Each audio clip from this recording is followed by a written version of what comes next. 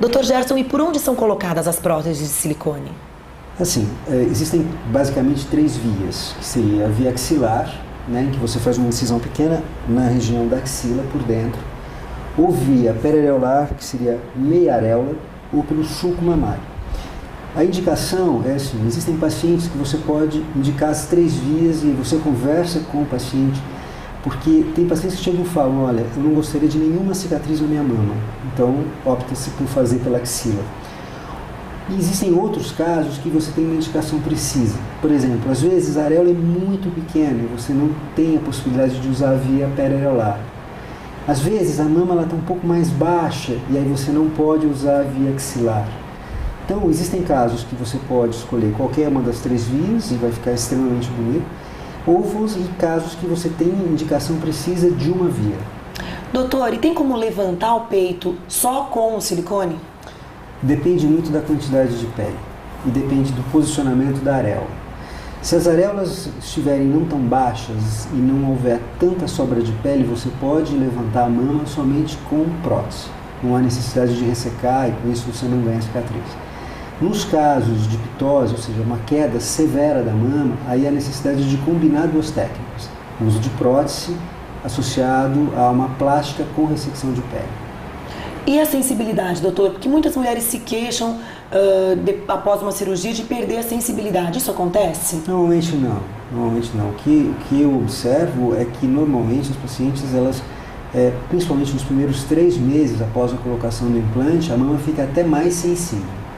Mas a capacidade de amamentação e a sensibilidade mamária, elas se preservam intactas. E a recuperação? Assim que a paciente sai daqui, a partir de quanto tempo ela já tem uma vida normal?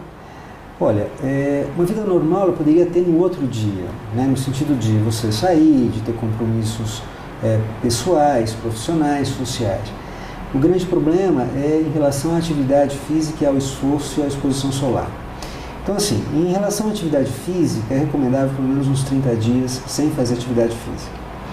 Em relação à exposição solar, em torno de 60 dias, e quando for tomar sol, tomar o cuidado de não expor a cicatriz, seja ela na axila, seja ela no sulco mamário.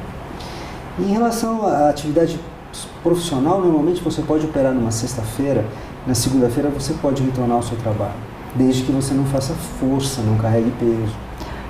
Pessoas que não têm uma boa cicatrização, existe algum tipo de tratamento que ela possa fazer depois de uma cirurgia para melhorar a queloide de repente? Então, geralmente é assim, quando a paciente já tem uma história prévia de cicatrizes patológicas, ou seja, cicatrizes que não evoluem bem, que podem se tornar altas e grossas, é recomendável a associação de beta-terapia, que é uma radiação por raios beta, e com isso você consegue bloquear a proliferação de colágeno, né? Em relação às cicatrizes hipertróficas, o que é interessante é você fazer uma monitorização dessa cicatriz. Então, é super importante o pós-operatório para você acompanhar a cicatrização e se você perceber que existe uma alteração da cicatrização, entrar com medicamentos tópicos, com cremes, com massagens sobre a cicatriz. Existe uma idade limite para colocar prótese de silicone, doutor? Não, eu não acredito.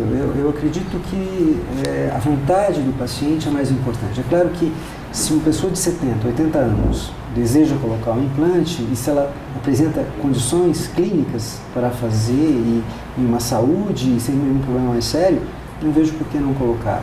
É claro que se a quantidade de pele for muito grande, aí você associa a colocação de prótese com a retirada do implante, com a retirada da pele. E os adolescentes? Eu acredito que as meninas também procurem bastante pela prótese de silicone. Isso acontece? A partir dos 16 anos a procura é muito grande. Por quê? Hoje em dia existem casos que na verdade você até tem uma mama, mas não é o ideal que aquela paciente imagina. E existem casos que a pessoa não tem mama. Existem casos de hipomastia severa, em que praticamente o tórax passa a ser um tórax masculino. E isso acaba criando um problema muito sério, porque o efeito de uma cirurgia não é somente um efeito físico. Eu acho que é a melhora da autoestima. E a mama, ela tem toda uma simbologia toda própria. Quer dizer, mama é símbolo de feminilidade, é símbolo de maternidade, é símbolo de sensualidade. Então é muito difícil, às vezes, uma mulher que tem mamas pequenas ou que não tem mamas, ou que não é o ideal que ela imagina, é conviver diariamente, principalmente com o apelo de hoje. Quer dizer, hoje o apelo à sensualidade, o poder de sedução é uma coisa que encanta.